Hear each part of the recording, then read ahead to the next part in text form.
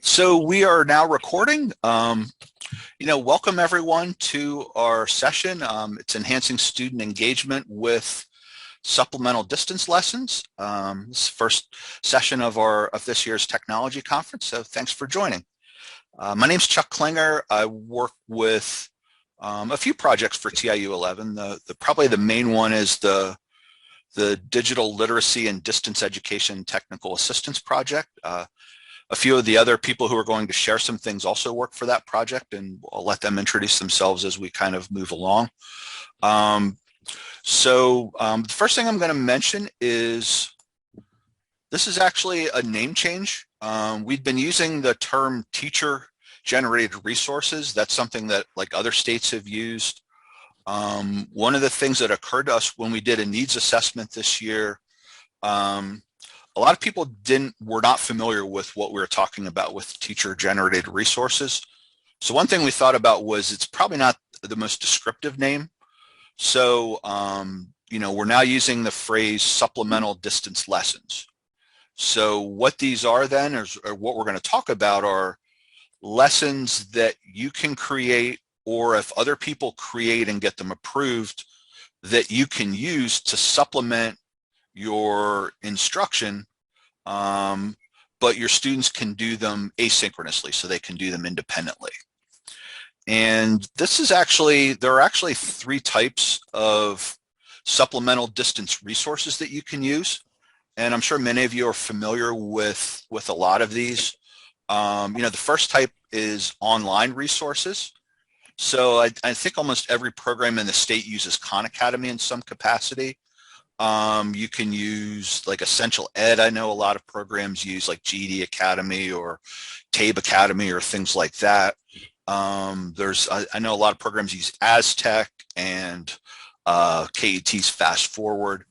So those are the ones that we're actually in our fourth year of programs being able to use those. And you can actually report time. So all of those online resources allow you to track time on task, and then you can actually report it in eData as instructional time for your students. This is the second year that we've been allowing something similar with paper-based resources. So, some of the Steck-Vaughan books, McGraw-Hill books, New Readers Press books, we have a system in place where you can have your students work outside of class doing assignments in those books, and then they can give you their assignments, and once you verify that they completed them, you can report a certain amount of time. And we have a system in place where, based on the book and based on the assignment, there's a set amount of time that you report for the students. So, like if they complete a chapter summary, for example, maybe you award 1 hour for that. And then the last kind is, the supplemental distance lessons. And again, we used to call them teacher-generated resources. Now we call them supplemental distance lessons. And again, this is our second year of allowing that. And it's kind of similar to the paper resources, where if the student completes assignments that are part of those lessons, then you award X amount of hours or minutes. So, and it's generally an all or nothing thing. So when they complete the assignment, there's a certain time frame that's attached to it. So, if they complete this, then, it might be 5 hours of time that you award, or 3 hours or 8 hours or something like that. So those are the three types of supplemental distance resources you can use. And, we're not seeing a lot of people submitting the supplemental distance lessons for approval. And that's one of the reasons that we're kind of targeting that as something to promote more. And like I mentioned, when we did a needs assessment, it seemed like a lot of people weren't really sure what exactly we were talking about, or what the opportunity was for you to do. But all of these types of activities are asynchronous, which means that the students do them independently. So they don't do them as part of class. They do, whether it's remote or whether it's in person, they just do it outside of class time. We approve individual resources. And then once we approve them, then you're able to report time based on, based on the things that I talked about for each of those types of resources. So each of the online resources, you don't have to go through any special training. You don't have to be certified, deputized, anything like that. If there's a resource that's approved, an online resource, a paper resource, or one of these lessons, any teacher in Pennsylvania can have their students work on those as supplemental distance learning and then report the time for them. And you're able to use any or all of these types of supplemental distance resources. All right, and like I said, don't be afraid to jump in with any questions, comments, or things like that if anything comes up that you're wondering about. All right. And like I said, what we're really going to talk about today are the supplemental distance lessons. And, first, some of the reasons for allowing these. They basically allow you as teachers or administrators or, your staff to create resources that your students can do as supplemental distance learning. So it gives you a lot of possibilities to have your students work on different types of activities outside of class that you can report the time for. It allows the use of deeper asynchronous tasks for your learners. So one thing, the books that we have approved, they're generally quality. The online resources are generally quality, but they're also a little bit limited. Like I love Khan Academy, but he can only do so much with that resource. The Essential Ed product where, there are people that are kind of talking through the lessons. Again, they can only do so much, especially with the work that students are doing. There's not a lot of rich tasks. There's not a lot of quality student work that's part of it. So one of the things that we really are targeting with these supplemental distance lessons is giving you the opportunity to give your students quality tasks to do as part of their learning outside of class, and that you can actually then report the time for them. Oh, good question. Lori posted a question, where can we find a list of approved books and websites? It's actually in the distance learning policy, because PDE treats these resources as part of their policy, and since it has to do with reporting and things like that. So if you find the distance learning policy, or if your IHPDS or your administrator helps you find the distance learning policy, and I can help, remind me later if you'd like, and we can look at that at the end of the session. But yeah, all of those things are available on the distance learning policy. And then the other thing is it allows the use of resources that aren't approved. So a lot of you, one of the things with, for example, online resources, one of the things that we look at with online resources is, do they track time? So that makes it easier for you to report. So we can report their actual time on task. So Khan Academy, you can set your students up, they can join your class, you can run a report and see how many hours, how many minutes, how many seconds they worked in a given week, that you can report the time. There are a lot of resources that are recommended to us that are online resources that don't track time. So one of the things with these supplemental distance lessons is you can build lessons around those online activities then, and we can award a certain amount of time based on their completion of those activities. You might need to add to it. So, you might want to add some additional tasks besides the review of the websites, but it does allow you to kind of tailor those into assignments for your students that you can then report the time for.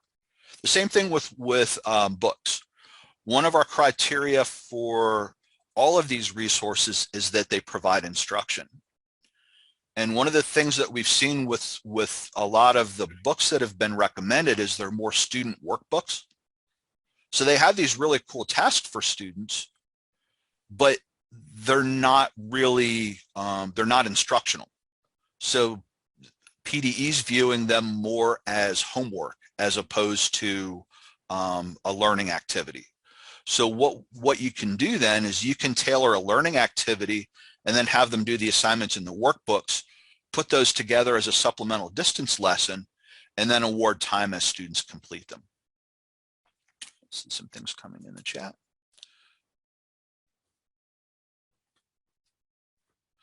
Okay, yeah, actually Bethany Lazanik, who's one of my coworkers. Okay, good. Oh, Jennifer sent a link to the approved resources site, or to the policy. Yep. Thanks, Jennifer. And then Bethany had emailed me the same thing. So Common Lit, yes, Common Lit is another one, I believe. Bethany, do you know offhand if that's approved? Honestly, I don't know off the top of my head. I think that it might be one that we couldn't approve because it doesn't track time. It is not on the list, Chuck. Okay, yeah. So I know that's been sent to us, and I know that it's quality. But yeah, so again, that's something that maybe you could then build some assignments around or some lessons around as a supplemental distance lesson, and then you could use it and report the time for your students. So yeah, that's a good example. Thanks, Nora. All right. So any questions so far? Any other questions or comments?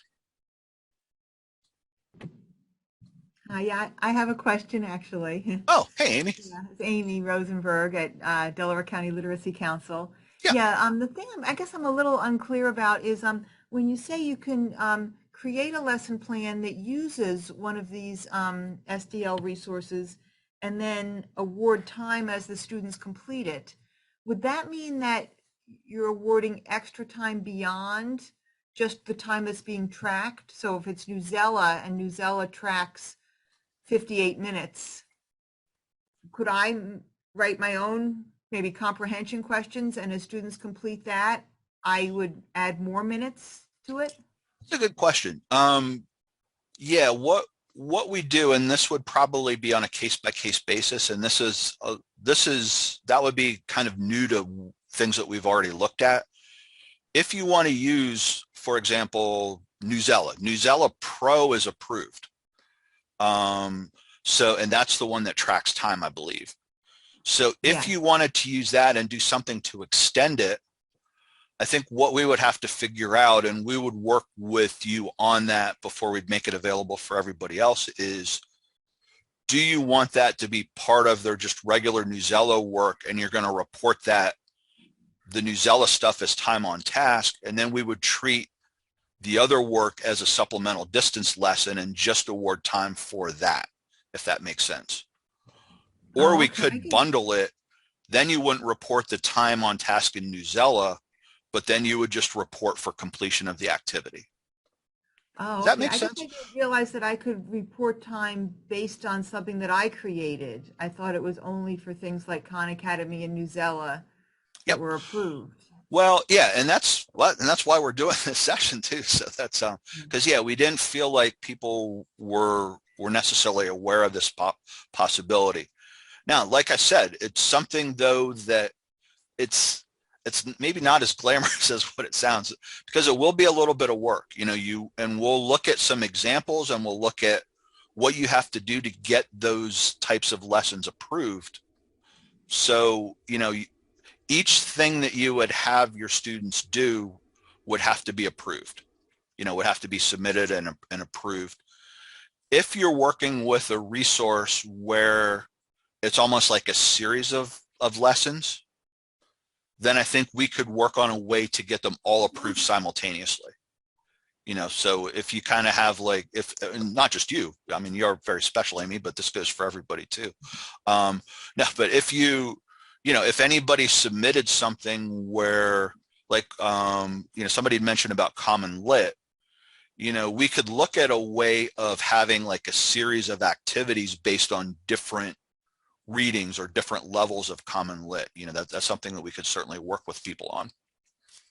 Okay, does that make sense, Amy? Yes, thank you. Thank you so much. That really helps. Okay, sure. Yeah. All right, so let's move on here. All right, so the process for getting a supplemental distance lesson approved. Basically, teachers, staff will develop lesson plans for supplemental distance learning. Supplemental, so basically you're going to use a lesson plan sort of a thing to develop these lessons. And then you're going to submit it, and we have a Google form that you can use, and I'll show you that in just a second. But basically then our project reviews it, and we have a rubric, and we can certainly share the rubric with you, and it's available on the website as well.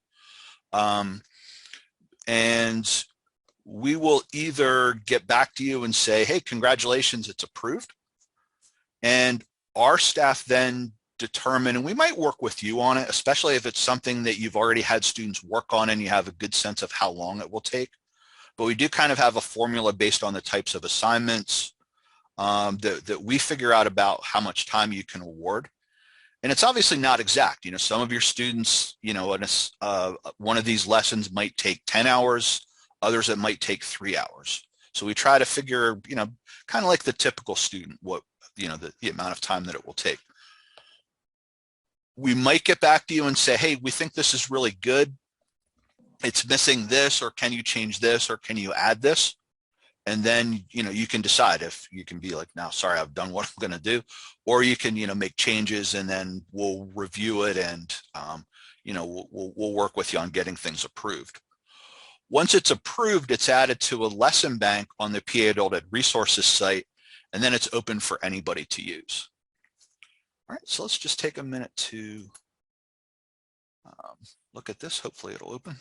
Yep, here we go. All right, and this actually goes for classroom lessons. As you can see, submit a lesson for the lesson bank or for the supplemental distance lessons. All right, and so here's the distance learning lessons. And right here you can see the rubric, so you can click on this to get the rubric.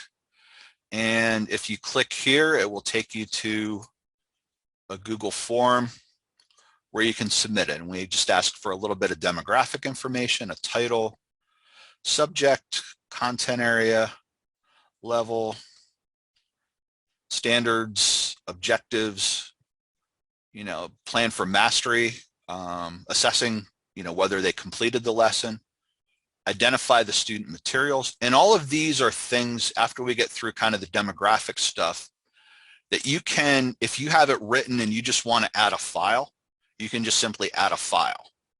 Or if you want to type it out, you can type it out, whatever works best for you. And if you do decide that this is something you want to pursue, we'll be happy to work with you. And we actually have a class, and I'll have Sarah and Rachel mention it later. We actually have a course coming up in the spring that will walk you through. It's kind of like a workshop that will walk you through developing one of these resources. All right, and we'll look at this information in a little bit too as part of the PowerPoint, in addition to the rubric. So, but I just kind of wanted you to see where this stuff is housed, and just basically that it's pretty straightforward to get something approved. All right, so let's go back, and we'll look at some of these things more if you have questions towards the end. All right, the main requirements for these lessons, and again, this gets to our rubric, we want 4 things in an instructional plan. An introduction, something that's going to orient the students to the lesson or activity. The instructional delivery, so, what are students learning? How are they learning? And, again, that could be where you're using a web resource. It could be something that you're creating. It could be just about anything. We want you to identify the student work. Do they get enough practice if they need practice, if it's like something with math? Are they aligned to the objectives? Are they clearly identified? Things like that. And then evaluation and closure. How do you, and just as importantly, how do the students know that they met the objectives, or that they mastered the content, or that they completed the lesson? So those are kind of the 4 parts of the instructional plan that we want to see. And then obviously needs to be standards aligned, obviously CCRS or English language proficiency standards. And, if you have any alignment to the foundation skills framework or to some sort of digital literacy standards, that's obviously a plus. but not necessarily a requirement. And we want to see objectives, but we're not going to be, we're not going to say, oh, this, we just want to see objectives that they're tied to the standards, but you're kind of thinking about what the student should be able to do towards the end. And then lastly, that you're clearly identifying materials. What materials will the student receive? What materials might support the teacher? Maybe you have a rubric if you have your students doing some writing or some sort of an assignment. Maybe there's something that guides the teacher. Maybe there's like a time frame or sequence of events or something like that. But any of the materials are clearly identified. And those are the main things that we'd like to see in it. And if it meets all of these criteria, then we will approve the lesson. All right, so any questions about any of those requirements? All right, so we're zipping through. All right. We anticipate, I think we have about 8 of these approved now. It might be a couple more. We've had a few trickle in this year. What we've mostly seen are more like mini courses or units that might cover a broad topic. So for example, like a unit on fractions or a short course on essay writing or something like that. And we've also seen lessons that cover more specific topics. So for example, maybe something specific to equivalent fractions as opposed to like the broader topic of fractions. The other type that honestly, when we first talked with PDE about allowing this, I actually anticipated projects like that students, you would have projects that students could be working on. We have not received any projects yet. The things that we've received have been quality, and actually some of them they've been outstanding. They've all been really good. So this isn't a complaint. It's just more of a little bit of a surprise that I thought.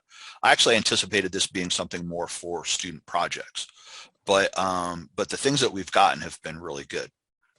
So, and there could be other types of supplemental lessons that you might have in mind that we could certainly approve, but these are kind of the things that we anticipated. And we're now going to take a little bit of time to look at a couple of examples. And the first one, and these are things that are already approved. So I have some people lined up that will share some of the things that they're doing. So the first one, Deb Koch is she has a lesson on multiplication of fractions that she developed. So Deb, did you want to share your screen? I will. Okay, I'll stop sharing that.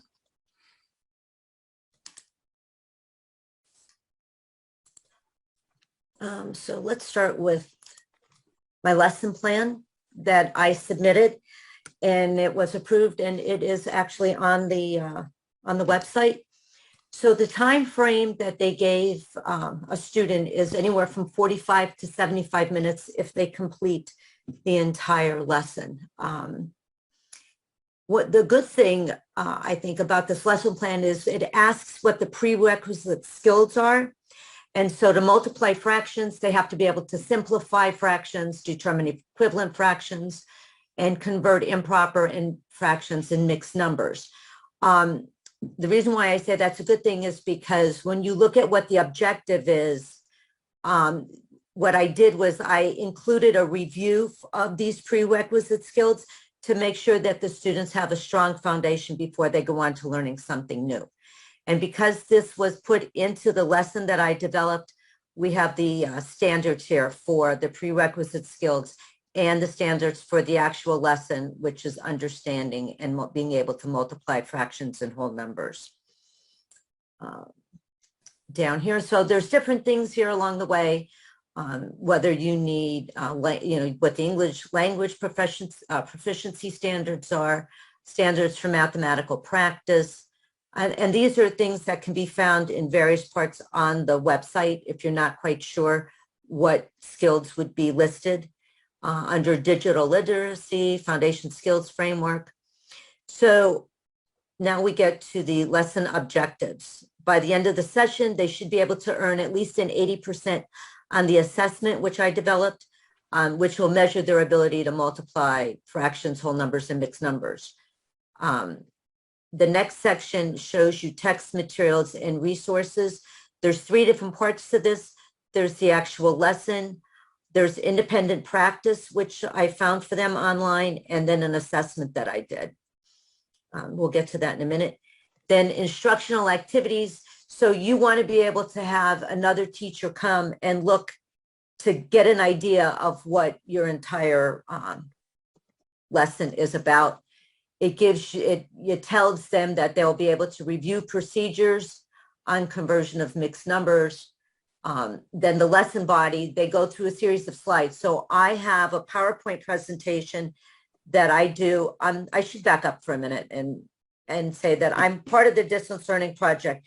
And one of the things that we do is once a week, every one of the instructors, we have a live online class where we talk about different topics, and students from any part of that are associated with our project can come and listen and learn. So I've developed a series of PowerPoint slides to help my math students. So these slides are what I've turned into lessons that are either have been or are going to be put up on the website. So they'll read through a series of these slides. Then they'll given the opportunity to complete practice questions from a website that I found. And then they can turn in their answers for the instructor to check. Then if they feel like they're ready, they can then get an assessment link from the instructor and do a series of multiple choice questions to see whether or not they've actually learned the objective. And then I also provide the website where I got the independent practice from, in case the instructor feels like they need to have more work. Okay. And then there are math key shifts that are in the CCRS. And then the instructor has some reflection questions, what went well with the lesson, what could be done better, and did the learners meet the objectives? Anybody have any questions on my lesson plan?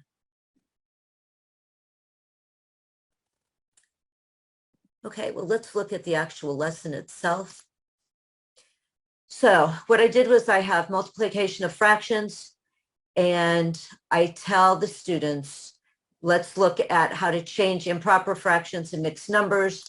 So I give them an explanation, I give them some examples, and then I have them try doing it on their own. Now, this isn't interactive, so they kind of have to write their answers down, and then the next slide shows them how I got the answer. Okay. And then I have them changing improper fractions to mixed numbers. Like I said, I kind of go through and make sure that they understand how to do these things before they move into something that'll be more complicated. Okay, we get into factors because they'll need to know how to do that. I give them a series of steps. I then give them an example, show them a couple different ways that they can simplify this particular fraction after explaining what the factors are. And then I give them another chance to make sure that they understand. And obviously, if they don't understand this, they can go back to a previous slide and reread the instructions. Okay. And then they get ready to multiply fractions. And then this is where I get into the new material. Okay. Like I said, I give them steps, I give them examples, and then I have them try and do it. We then get into cross-canceling of fractions, where I show them a shortcut to multiplying them. Okay. I show them that if they can't get the cross-canceling, they can stick with the original way to do it, to multiply the fractions. And then I give them a chance to try doing it. And then I show the multiplication of mixed numbers. And because this can get a little confusing, I kind of color coded the mixed numbers and the improper fraction that it goes with so that it'll be easy for them to see. And then they get a chance to do it themselves. And I tried to make this concise because all of our students are distance learners. We never know what time they're going to be doing work. So it's not like they can contact you when they're working at 10 o'clock at night. So right after they get done with the lesson, I ask them, do you want more practice? And they can either just do proper fractions or they can work in mixed numbers. And so here's one of the worksheets that they have. Like I said, it's not interactive, so they would have to write their answers down and then submit it to their instructor, whether they, take a picture of it or type the answers on the screen and send it to them. Now, one of the things here in the lesson plan, I have the student worksheets, and then the teachers then can go back into the lesson plan and get the worksheets with the answers so that they don't have to do all those problems themselves. Okay, and here are the answers then the teachers would have so that they can see if their students are actually learning what they gave them. Here is what the Math Drills worksheet looks like, the web page. So you just go in and you Google a topic and they come up with, as many worksheets as you can think of. And then each worksheet, each section gives you 10 different examples that you can use. Okay, and you can download either the full version or just the student version and give the students more work if you feel that they need more work. Okay. So back at the original PowerPoint slides. So the students, when they're finished with this, they're told you can, submit your answers to their instructor. And now if they're ready to try the assessment, they email the instructor and ask for the assessment link. And if they don't feel like they're ready, they can go back and redo the lesson. And here's the quiz that I developed. It asks for the student name, and then there's 10 multiple choice questions. Okay. And I made sure in doing this that it answered the objectives that I wanted them to learn how to multiply both proper and mixed numbers, both proper fractions and mixed numbers. So in developing the lesson, looking at the independent practice and the assessment, I always go back to the original, the original objective, which was to make sure that they knew how to multiply whole numbers, mixed numbers, and fractions, and that I made sure that they had the prerequisite skills so that they could learn how to do this. So, anybody have any questions?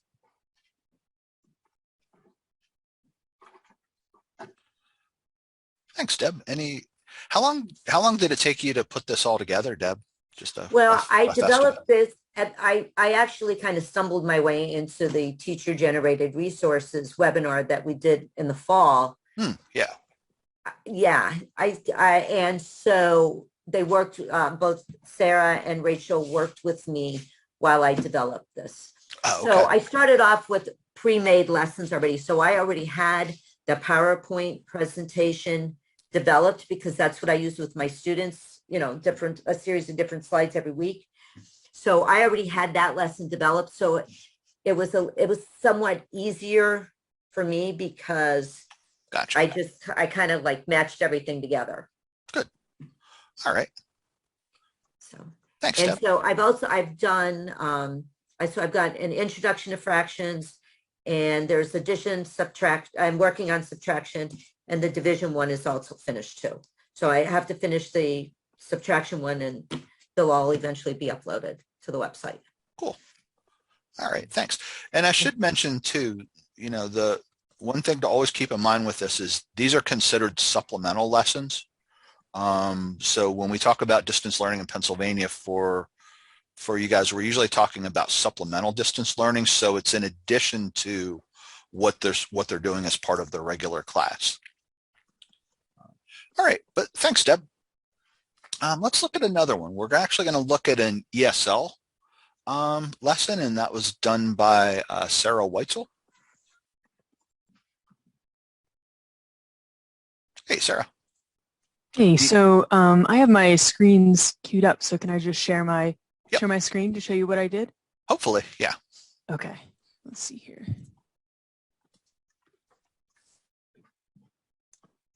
Look at that. Mm. Right. Get Yeah. on, you're wearing. So you should be seeing a map right now. It's just the ether map in the corner. Not on and talk of your head. Is that what you're seeing, Chuck? Oh, you. Yes, we have Okay. a little bit of background noise. All right, I think All that's right. better. So I think the easiest way to talk about my lesson is to first think about like what I wanted my students to be able to do at the end of the lesson. And so mine is actually like kind of a three-part lesson. There are 3 mini lessons that lead up to the final project. So this map that you have here on the screen, this is a sample of a little activity that I wanted my students to be able to do. I was thinking about how in my ESL classroom, the students who are there, they may be newcomers to their community, or perhaps at one point they were newcomers in their community. And I thought, the students serve as a really great resource to each other. If there's someone new in the class, the students can help each other know, here are some different resources in our community. Here are different stores you might want to go to. Here are different places you can take your kids for entertainment. So for my students, I wanted them to be able to create a map of their own community for each other where they would highlight different places that if they were newcomers to the community, they would want to know about, and then they could share this with each other. So I use this tool called EtherMap to enable students to do that. With EtherMap, a teacher can, by looking for a different location, they can find the area where their own students are working. They can click Save Current View, and then they can share that link with their students. So then in the case of my students, they had the link, and then they were able to go in and kind of drop a pin on a location that they wanted their fellow classmates to know about. And so here's I have to use a sample from my own writing here because unfortunately I wasn't able to find the most recent link that my students had used before this session. But so by dropping a pin, I was able to tell the students, okay, so here's Miller Cinema. It's along West Market Street. And the grammar focus of this lesson is prepositional phrases. So here the students can share a location with each other. They can let each other know about neat places within the community, and they can also practice our targeted grammar form. So I regret that I wasn't able to find my most recent student example. One of the students who did this lesson was very enthusiastic. She said, oh, there's a doctor's office that I like to go to. I can speak to the doctor in Spanish there. She wanted other Spanish speakers in the classroom to know about that particular doctor's office. So it's just a good example of how the students were able to share relevant, interesting locations with each other. So to help the students build up to this activity, I created a series of 3 mini lessons. The first one focuses on vocabulary, and then there's a lesson on listening and reading, where they start listening and reading and learning about prepositional phrases. And then there's a speaking and writing activity as well, where they start practicing using those prepositional phrases in speech and writing. And so those all kind of build up to this final project that I have here on the screen. The way that I created these mini lessons that the students complete before getting up to the final project is through Nearpod. If you haven't used Nearpod before, Nearpod is I'll call it an activity creation application that teachers can use. You can embed video, audio, text. You can have your students interact with the activities throughout Nearpod in different ways. There are multiple choice quizzes. There's short writing responses. The students can record themselves speaking.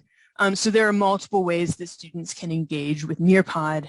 In this case, as they're learning about the vocabulary, as they're practicing their listening and reading, or as they're practicing their speaking and writing. So I think before I go to the lesson plan, I'll show you a quick sample. I'll look just first at the introduction lesson for the students. So in this lesson, I just really wanted them to start to become familiar with the concepts that we were dealing with throughout this 3-lesson series, as well as some key vocabulary. If you ever use Nearpod, you can just send a student paste link to your students. So if I click student paste, it generates a link. I can share this link with my students, so then they can access it on their, on their own time. They can study whenever they'd like. I send them the link and the code so that they're able to log in, and the answers that they give in the different activities are tracked. So as the teacher, I can log in and see how they're progressing through the lesson. So here's just a quick preview of the vocabulary lesson. Nearpod allowed me to do a lot of those things that Chuck talked about, like introducing the topic, connecting to the students' prior knowledge, giving them practice opportunities. So if a student would want to access this Nearpod lesson, the first thing they would see is I've laid out some lesson goals. I tried to put it in very student-friendly language so that they can see what they're doing. The other neat thing about Nearpod is that I can give a lot of text support. They can visually read what's going on in this lesson. And then there's also some audio support as well. I recorded some quick directions and embedded it in the slide. So if they wanted to listen, they could click play and listen to what's going on with this lesson as well. So they get the overall lesson goals. And then because it's a kind of like a series of 3 mini lessons, they get the goals for that particular day as well.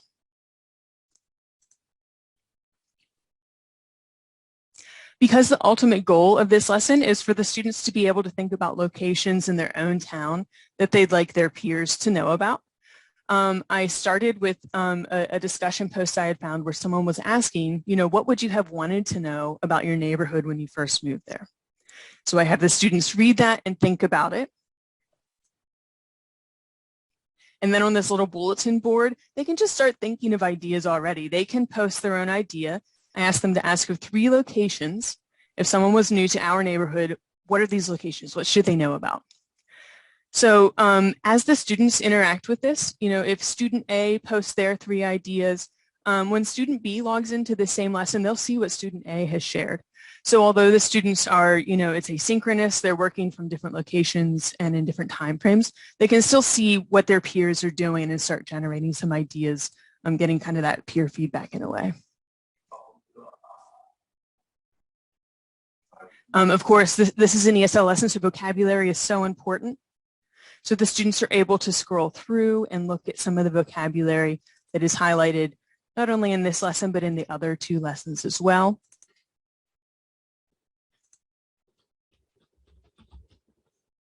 And then the first thing they do is a listening activity. They listen to a speaker ask a question. So in this case, it was me. I just recorded myself asking a question. I could say something like, what can I use to help me understand a map? Then the students have 3 options from their vocabulary words. They ideally would choose legend, that vocab word that would answer the question.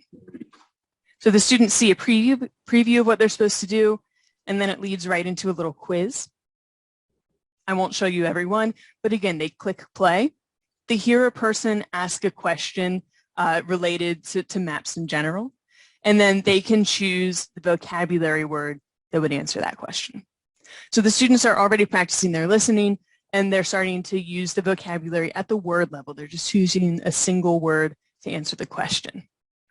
So I won't make you look at that whole quiz, but that's just one way that Nearpod is pretty neat. That the students can listen, they practice those listening skills, and then they select their response. And then try to bring in some visuals, and we move up from the word level to, we're focusing more on the sentence level. So I tried to scaffold the activity so that they're starting, you know, at the most simple level and building up. So here the student looks at the image. In this case, I have that pasted here in the corner, and then they select the sentence that's true. In this case, the hope is that they would choose number 2, that the station and Costco are along Hammer Avenue. So it starts to focus on those prepositions. We start to see, are they understanding the prepositions and able to choose the correct ones? So this one is focused a little bit more on reading than listening. The students, again, are prompted to look at the image, so they can look at the image there, and then they select the sentence that appropriately describes what they see in the image. So that's something neat about Nearpod, is that you can give some instruction and then follow up with an activity. So you're moving back and forth between instructing and then having the students engage with the content. The vocabulary lesson ends with a video I put together. I wanted to give the students some tips on how they could use their own device, whether they're working on a laptop or on a mobile device, about how they could interact with an online map, so they can view the video. And then again, we have some follow-up comprehension questions. So that's just a quick preview of lesson 1. Again, that shows the vocabulary the students will be working with. Later on, they move into a lesson that focuses more specifically on reading and listening with prepositional phrases, and then speaking and writing as well. Everything is outlined here in the lesson plan. So you can see the objectives for after they complete all 3 lessons, and then there's an individual objective for each of the individual mini lessons. Hey, Sarah. Yeah. Hey, there are a couple questions that came in the chat. Oh, great. Okay. I didn't see that. Chris asked if students need to sign up for an account for Nearpod, or if they just use the class code each time. So the students don't need a Nearpod account. They can just use the class code, and they can access that with a larger device like a laptop, or they can use the mobile app if they have like a tablet or phone. The teacher does need to get a free Nearpod account. So actually in the lesson, I've embedded some links here. So if you create a free Nearpod account and you'd like to use these lessons, you just click on the link and you'll have an invitation to add a copy of that lesson to your own library.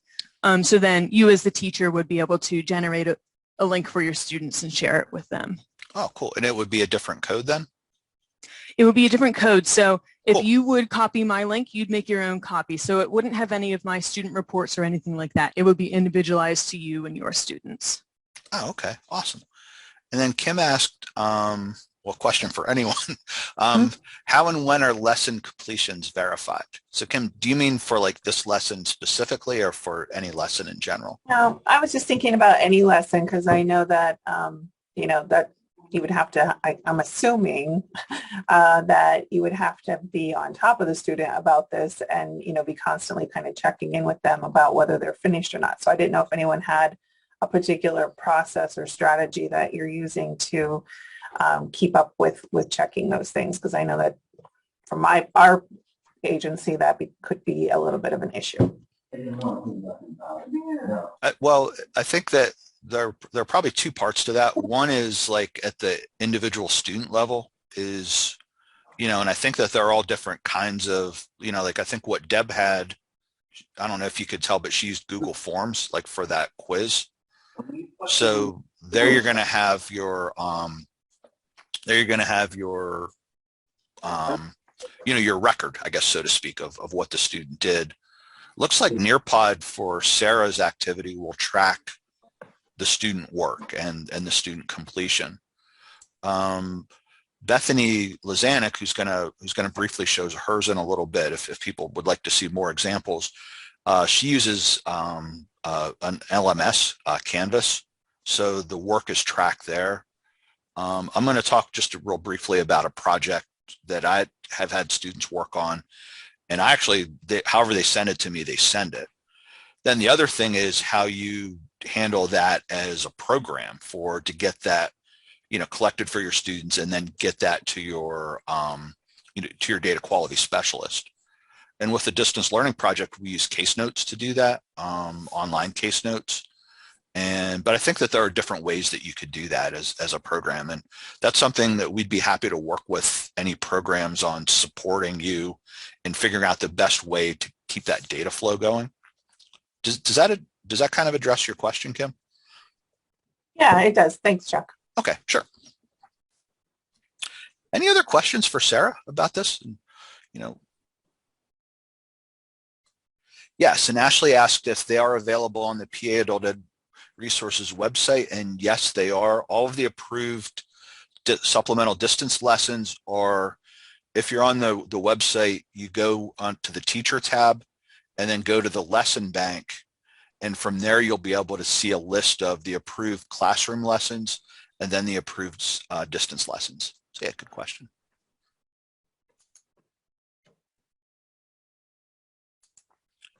All right. Oh, I did see one in the chat. Someone was asking about the about ether maps, whether or not did all my students live in the same area.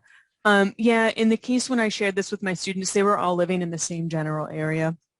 And so what I was able to do was I was able to, using the search function, look for the town or the general area where they were living. I found that. I clicked Save Current View, and then the students were all able to interact with that same area. That's a long time, Jamie.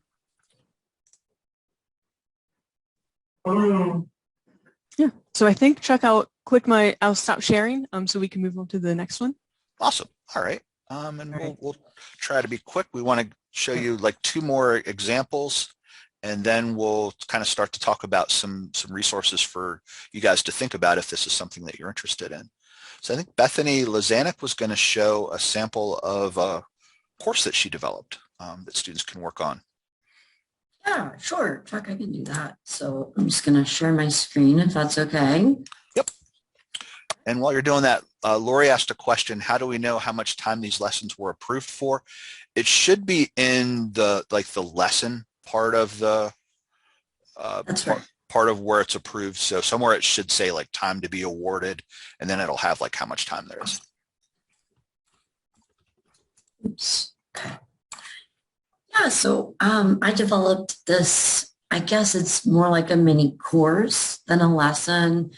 So I'll quickly show you what I did and talk about why I did it. So what this course is, you can see it's called Essay Writing for the GED. And so I developed this because we found that with the approved curriculum that we were using with the distance learning students, often lacked a lot of direct instruction around the argument of essay that we know students are going to have to deal with on the GED or the HiSET test. So that is the reason I developed this little mini course. What I really wanted to highlight here is that even though there are a series of activities, which I'll show you in just a moment, I was able to put everything together into one fairly short lesson plan. So about a 2 pages long. You can see here the different types, of activities in my lesson. And as students complete these, they actually can get time for completing each activity. So in other words, they don't have to work through the entire course to get the time allotted for this mini course. Excuse me. So everything, though, is set up just the same way. I know Deb walked you through her lesson plan, so I won't spend a lot of time here. But again, I was just able to put everything together into one lesson plan, which made it a little easier to do, as opposed to putting all the different activities into a separate lesson plan. And so what I use to create my course is called Canvas. There is a free version of Canvas, and that is what this is.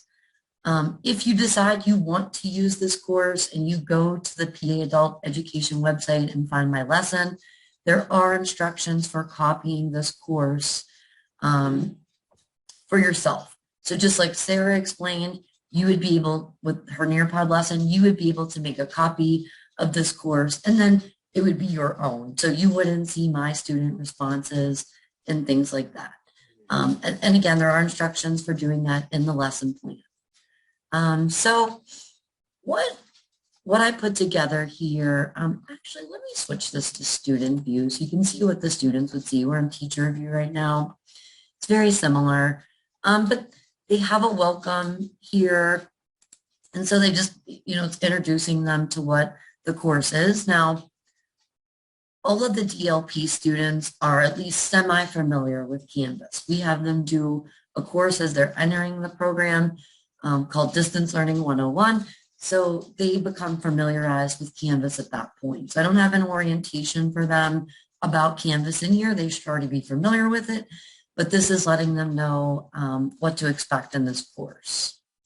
And so the next thing then I have here is just some text explaining what an argumentative essay is for them.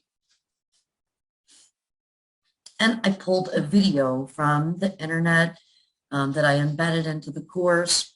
So in other words, I just didn't reinvent the wheel. I found something out there that worked to explain to students what it means to analyze an argument. Most of us probably in here know that on the GED and HiSET tests, the students, when they work on their essay, they will be working on analyzing an argument. So I've got some instruction here on that. And so right after they watch the video, then they complete this quiz that I built right into the Canvas system. It's a simple, multiple choice quiz that students get immediate feedback on. So this just basically demonstrates that they did, in fact, then watch the video and understood the information there. So probably not going to let me submit this quiz. Okay, perfect. Let's see if I can move on. So when using the teacher verification model, just go back here and show you the lesson plan really quick. That activity we just looked at, right here, analyzing the argument, video, and quiz. So the students would get 15 minutes for watching that video and then completing the quiz. As the teacher, it would be my job to make sure they completed that quiz. There's no way to actually see that they watched the video. So they're showing me that by doing that quiz. And so when I see them complete the quiz, I can give them then the 15 minutes for watching the video and completing the quiz. So let's see, I'm just going to go back to teacher view real quick here. So something else that I have in here after this introduction, I created some videos with some instruction demonstrating the writing process, or how to tackle the GED essay. And so the first part, I teach them about reading the writing prompt and the article or articles that they're given, and then also writing an outline or the brainstorming process. So they watch this video that I created just really quickly. It's just very simple. I created it using Zoom. I didn't do a lot of editing or anything. Maybe slightly, maybe some slight editing to make like the beginning and the end a little bit cleaner with just the video editor that my computer came with. But I just basically recorded myself talking through a PowerPoint presentation and through doing my own demonstration using the Zoom record function. And then embedded that into the LMS for the students. And then once they watch the video, so again, this video is just about the first couple of steps where they're reading and organizing their thoughts. And then the students go on to practice those skills. And so there's an assignment here where they start working through an essay and read the writing prompts and the articles and then organize their thoughts and submit that assignment directly through Canvas.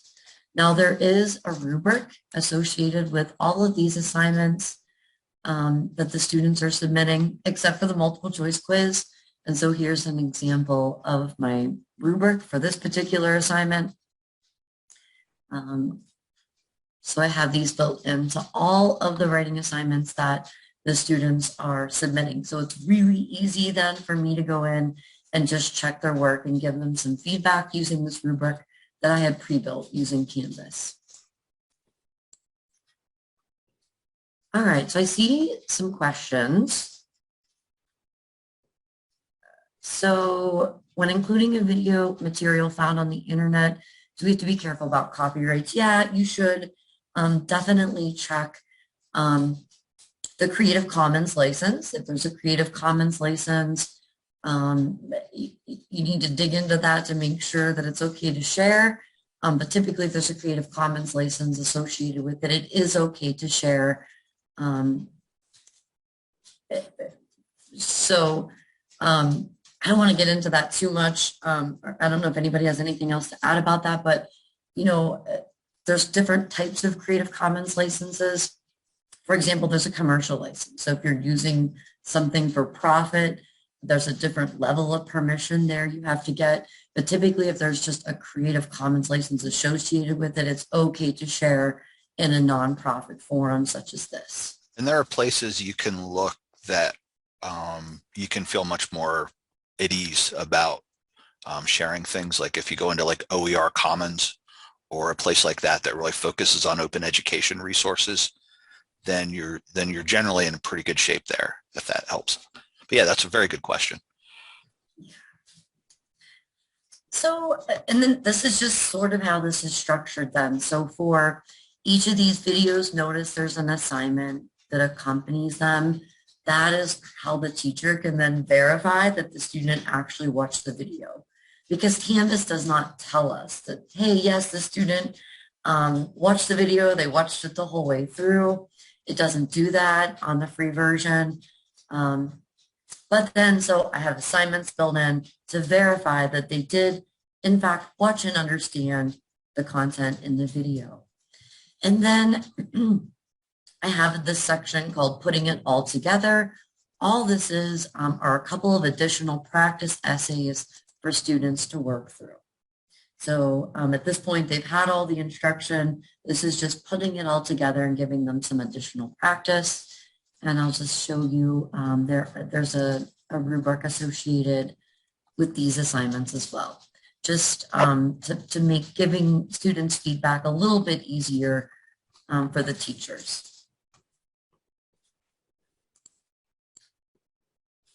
All right. Thanks, Jeff, for sharing that resource about fair use within education. All right. Does anybody have any questions about this little course I created to help students with their essay?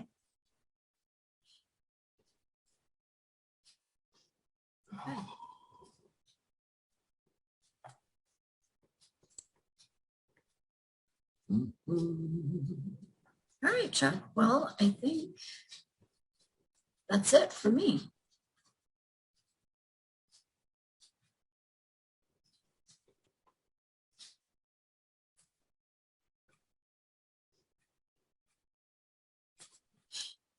All right. So that's all for me. If nobody has any questions.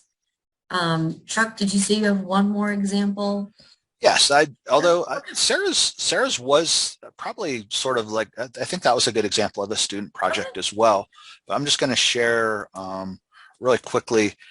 And this is something actually that I had my students work on years ago, like a long time ago. Let's see, I want to share this document here. Probably back in like 2008, for those of you that have been around for a little while before the GED test changed again in 2014. One of the things with the math part of the test was there was a heavy emphasis on charts, graphs, things like that. And so what I did for my students was I came up with a little project for them to work on developing their own charts and graphs. And what I wanted them to do was I wanted them to do the RIACES inventory, where they look at different types of the types of jobs that they might be interested in. And I wanted them to, I thought that that would be a good way for them to do something that would be meaningful for them, and then develop some charts and graphs on it. And so basically, and again, keep in mind, this was before LMSs, before Zoom, all those sorts of things. So this is very, very old school, I guess you could say, or intermediate school maybe. But basically, my instructions for the students, or my orientation, was right here. And this was actually a document that I would just send my students this as a PDF. I also had some students who didn't have internet. And one of the nice things was, and this is something to keep in mind, I had some students who I would mail paper copies of these resources, and they would mail things back to me. Or at that point, I think that was the era of flip phones. They might take a picture of it with their flip phone and text it to me, or get it to me however they would. But so basically, just said they had weekly assignments. So for this week's assignment, you will get the chance to make your own charts and graphs. In addition to learning about making charts and graphs, this will help you better understand how to read them, which you need to do in many jobs, as well as on the GED math, social studies, and science exams. So, there's just a little bit of orienting material here. I identified exactly what I wanted them to turn into me. And that was the results of their survey, a bar graph or chart, a bar graph showing their results, a circle or pie graph showing their results, a chart. What they would do then is, once they identified the types of occupations they might be interested in, they would go into the career guide and find 3 or 4 occupations and develop a chart that would display those things along with key characteristics of those jobs that they selected. And then I just had some reflection questions for them to work on. And then I just had some instructions, and they would complete the survey, and that was included in the email that I would send them on a separate document or as a separate piece of paper. And, they would, with instructions for how to complete it, and, just an example of what their work might look like. Then instruction to create their bar or circle graph, the bar graph and the circle graph. And they could draw them by hand and either mail them or send me a picture. They could use Excel or some other program to create them. Or I provided a link to a website that talked about graphs, and they could also create them by entering their data. Then they identified the type of job that they had the highest score, and then some instructions for how they would develop their chart. And then lastly, just the questions that I wanted them to answer. Just to kind of reflect, I wanted them to say how they thought bar graphs and circle graphs are similar, how they're different, which do you think makes it easiest to understand what types of jobs you might be interested in, and why do you think that? And then just for something different, what is a question you could ask someone else to see how well they understand your chart? And basically they would send all of that information to me, and I would give them credit for, I think we gave them 5 hours for completing this activity. Now, like I said, this is something that I had them doing, over 13 years ago. So it is something that I am going to try to clean up and have it added to the approved list. One of the interesting things, though, is, we considered this a math activity back then. This was pre-CCRS. Pie graphs, bar graphs, things like that are not actually a major work of the level for math anymore. There is a standard that's associated to them, but it's not like one of the major works of the level. So I think that what I'll probably try and do is clean this up a little bit and have it be like a social studies or a science lesson, and maybe try to incorporate some other things. One of the things, just a couple other things that I'd like to mention, then I'll answer any questions that you might have about it. I got great feedback from all of my students about doing this. They love doing this type of work. You know, I just remember emails from students. This was always my favorite thing to do in school, or I love this type of activity. I like learning about myself in addition to, you know, learning about charts and graphs. So, you know, it was a very good activity, and we got a lot of good feedback from our students about doing this type of an activity. The other thing that I'll mention is, you know, and I think what you saw a lot of different types of lessons and a lot of different ways of getting things to the students and getting things from the students. So, you know, like Bethany mentioned using Canvas. Well, this would lend itself well, whether you're using Canvas or Google Classroom or something like that. I think that this would go very easily into a learning management system. You could certainly, like I said, we mailed the information to students and they would mail it back if they didn't have internet. Most of our students we did through email. So, you know, just think about the different ways that you can reach your students and have your students reach you with work like this. So like I said, I don't want to take a whole lot of time with this because it's, you know, it was complete, but like I said, it kind of needs updated to meet today's criteria. Just looking at a couple questions here. Okay, somebody mentioned about tracking video. All right, good. All right, I just have a couple of other things to address, you know, and maybe have some discussion or if people have other ideas. But just some things to think about in terms of resources if you're interested in creating these types of lessons. And we kind of think about 3 different types of resources. One is content creation. You know, how are you going to create the content that your students are that you want your students to receive as part of these types of lessons? And it may be, you know, I think you saw like with Deb, she kind of already had the content created. And you saw, you know, other instances where people shared videos or things that were already out there. I shared some, the Ryaces and, you know, the thing for create, you know, a way to create the charts and graphs. So sometimes it's already things that are already created, but you may want to create some resources yourself. You know, Bethany created that video. We also want to think about ways that we can organize our content. And then you might, you know, you may want to use like your lesson planning type documents. You may want to have other types of resources that will help you to plan your supplemental distance lesson.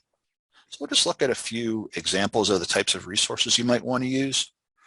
You know, one is, and this can be very helpful, and, you know, one of the things I think with the pandemic was it got a lot more people using learning management systems. You know, I know there were already a nice pocket of, I think, adult educators that use them already, but I think more people, you know, I would guess at least half of our educators now are probably using some sort of learning management system, at least for some of their students.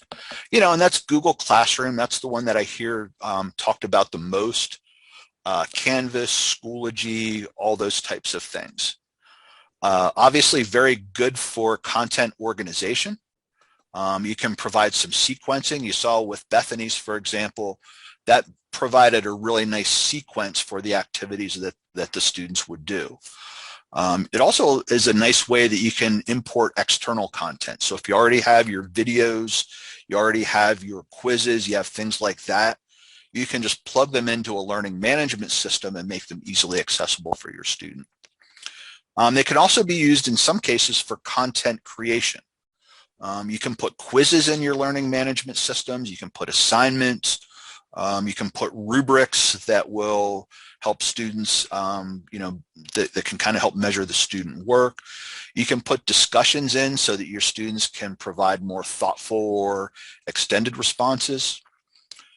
So learning management systems are definitely something that I think lend themselves very well to supplemental distance lessons. Video creation, we saw some examples of that. You know, Bethany talked about webinar recordings. You could even record your classes for later viewing and build lessons, asynchronous lessons around classes that you've already recorded.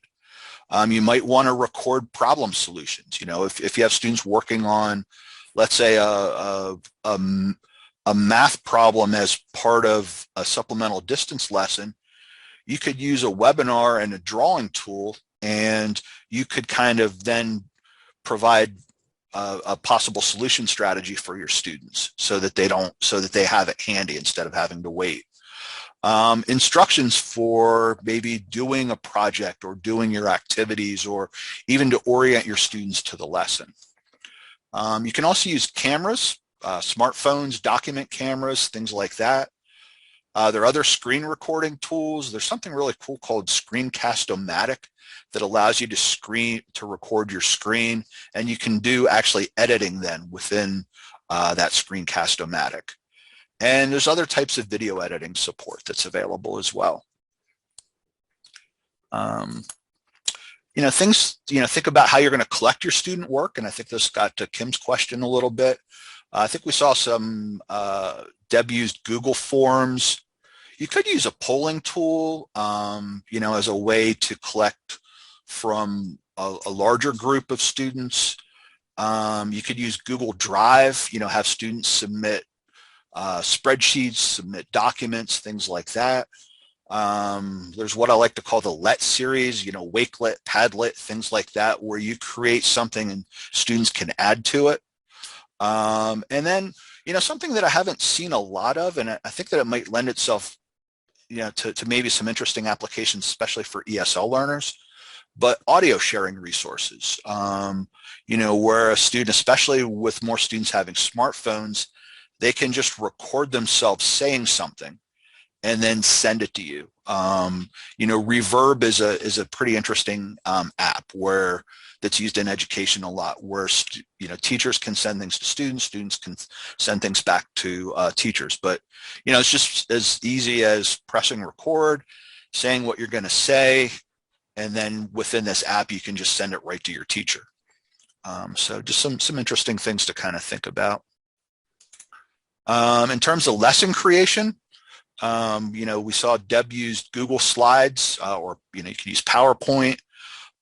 Google Slides are pretty easy to share. You can also use PowerPoint if you want to create a video. That's what Bethany did, I think, with her Canvas, was, you know, and then you can kind of narrate the video, record it, dump it in a learning management system, or, you know, save it to your Google Drive and share it with your students that way. We saw Sarah use Nearpod, something that, and I should mention that we have I think Sarah did a couple of like helpful videos that are available on the PA Adult Ed resources site about just like a quick orientation to Nearpod. So that's something that you might want to check out if you like what you saw from Sarah. And learning management systems. You know, we saw how Bethany used Canvas. You know, it can be something that can not just organize the content, but you can kind of use it to create a lesson as well. Anybody have anything else that they'd like to mention in terms of things that you've used that you think might be interesting to help create content or create lessons?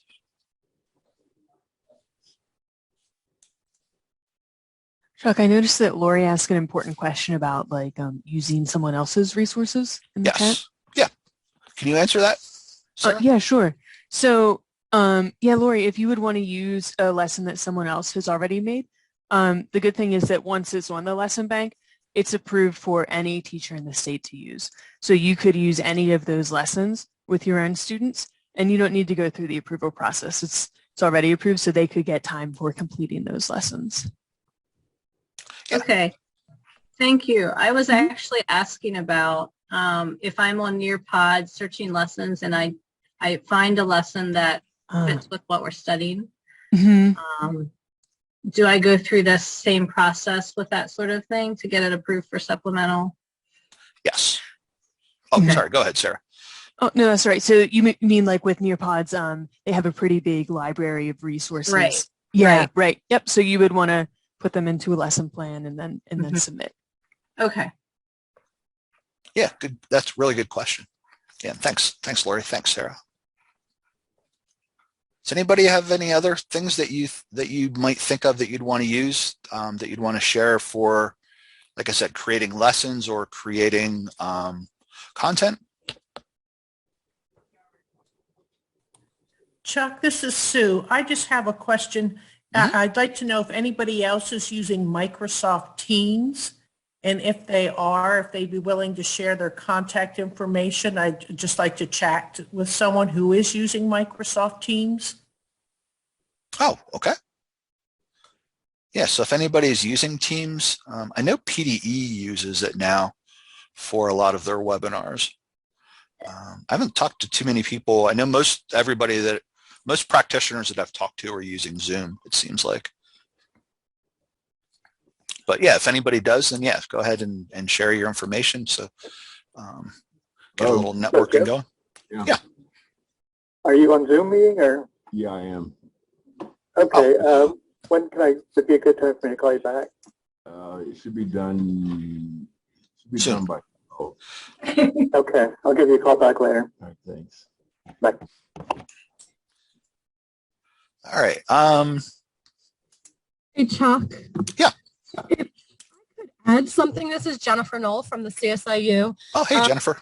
It's something that it's so much more simplified than what was shown, but maybe it could be something useful. So I just figured I might as well share it. It's something that I learned about at the beginning of the pandemic shutdown is Edpuzzle. And with Edpuzzle, teachers can create a free account. But what it does is it allows teachers to use any video that's on the internet, and you can turn it into a lesson and an assessment by adding questions into the video. So it pauses the video wherever you add a question. It could be multiple choice, true and false, fill in the blank, short answer. And one thing that I like about the Edpuzzle site is the video itself pauses if the viewer minimizes the tab or if they click onto a different tab. So it really ensures that the student is actually watching the video. And then the answers at the end, when the student clicks submit at the end of the lesson, come directly to your account. So you're able to see when they completed it and what their answers were. So it's, again, it's not super complicated. It's not really complex, and it wouldn't be, a full lesson, but even to be used for part of a lesson, I guess, is what I'm saying, or even as an assessment or as an introductory activity, that kind of thing. So just thought I'd mention that. That's Edpuzzle. Oh, cool. Yeah, I appreciate that. Thanks, Jennifer.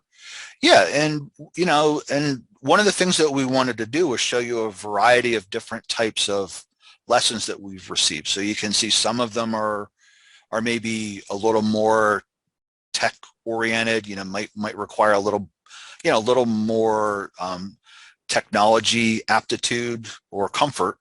And some are a little more straightforward, used where it's just a little more, like the one that I shared, you basically need to understand Word pretty well and how to send links and work with email and things. And the one Deb shared, is based on a PowerPoint. So yeah, and so there's really what we're trying to do with this is open it up for you guys who've developed great activities for your students to do in class, and especially in cases where your class time is maybe a little more limited, to extend some of that learning to outside of the class in creative ways and be able to count the time for your students doing those really quality activities. And that's kind of the whole idea behind this. So yeah, any types of resources that you have that you think you can, give students quality instruction and quality activities to do is more than welcome. But yeah, thanks, Jennifer. Anybody else have anything that they'd like to bring to the table? Chuck, this is Sonia. I just want to share. Hey, Sonia. I took the Teacher Generate Asynchronous workshop with Sarah and Rachel, and they helped me a lot. So I would recommend anyone reach out to them. Yeah, I appreciate the plug. I'm sure Rachel and Sarah do as well. Thanks, Sonia. Yeah, I was using an in-person lesson and they helped me take that lesson and turn it into an asynchronous lesson. So it was very helpful. Cool. Yeah, we piloted, just so everybody knows, and I never know how well things trickle down to everybody, but we piloted a workshop that Sarah Weitzel, who she shared the Nearpod lesson, and Rachel Barron, who I think is on this webinar as well, and she's developed a couple of, I think, 1 or 2 ELA lessons as well.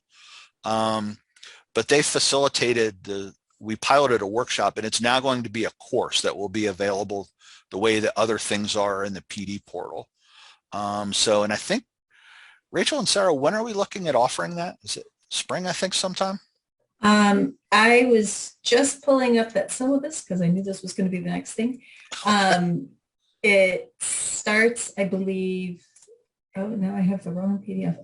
I believe it's April 19. Okay, cool.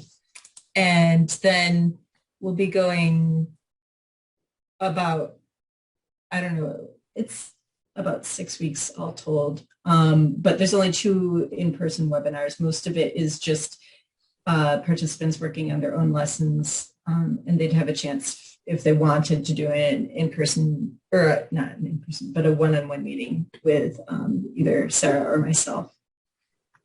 Yes, and even if you don't take the course, if you have ideas and you want guidance, okay, good. Sarah put the syllabus in there. Great, thanks, Sarah. Obviously the course will kind of, they'll try to walk you through, and you'll get a lot of hands-on support as needed. But even in the meantime, or if you're not able to commit to a course or something like that, we can certainly help you with, with developing these. And like I said, if you submit something, we won't laugh at it. Don't worry, no matter what you submit. Well, if it's a joke or something, maybe we will. But, if it's not quite there, then we will work with you to help you get it there if it's something that you really like to be able to have your students do. And, again, just though to reiterate, the main thing with this is, you don't have to jump through these hoops to have your students do this. What this is for is so you can count it as instructional time for your students, so that you can actually report the time for students completing these types of activities. So, but yeah, thanks for the plug, Sonia. And yeah, we definitely wanted to make sure that we mentioned that was coming up. I also wanted to add, so you mentioned that I put a couple of lessons in the lesson bank, and earlier we talked about ReadWorks and Common Lit. One of those is ReadWorks and the other is Common Lit. So if you want to see an example of how that could be done, you could go ahead and look at those. I will say that the challenge with using those is that they don't include a lot of instructional time. So you actually have to either find or create something to actually add instruction so that it's not just a practice activity.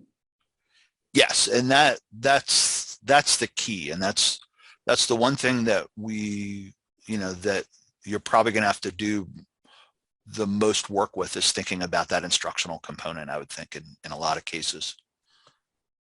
There's a couple planning resources, you can just work right off of the rubric, and the actual form that you submit, when we looked at that earlier, it's just basically a walk through the rubric for the things that need to be there. If you already use lesson planning templates, you saw a couple of the folks that shared things were kind of working off existing lesson planning templates, and then just figuring out the best way to, get that information to kind of meet what we're looking for. And, if it is something that you're interested in project-based learning, you might find project-based learning planners. The thing is, most of them are for K through 12, which there's a lot of focus on group work and, final products and presentations and things like that. So there's probably more there than what you would want to work with. But I did actually use a project. I used one of those, but I just didn't complete it. I just filled out the parts that seemed relevant to what I wanted. And then just lastly, just a quick reminder, for the requirements, the things to really think about, getting those students oriented to the activity. what's your instructional delivery? You know, what and how do the students learn? The student work, you know, what do I actually want students to do? What do I want them to submit? How do I, you know, what kind of assessment do we use? You know, like, you know, more like a formative type of an assessment or summative type of an assessment. And then, you know, what are the materials and how can I clearly identify them, you know, so that my students know what they're supposed to do and what they're supposed to use. And then also other teachers that might want to use the lesson can just pick it up and use it. So that's pretty much it. Anybody have any questions? You know, we'll stick around and answer any questions, but, you know, I thank everybody for your time, and hopefully this is something that is of interest to you. And, you know, like I said, we have the course coming up in April, and, you know, just let us know in the meantime if there's any other questions or help that you'd like with this. So thanks everyone for joining, and we'll stay and answer any questions that you might have. Thank you very much. It was a wonderful session, and the thank you, Nora. presenters that, you know, gave your lessons, that was really wonderful. Thank you so much. Oh, you're welcome. Thank you. Thank you, Nora. And yeah, thanks to Deb and Bethany and Sarah for sharing the good work that you guys have done.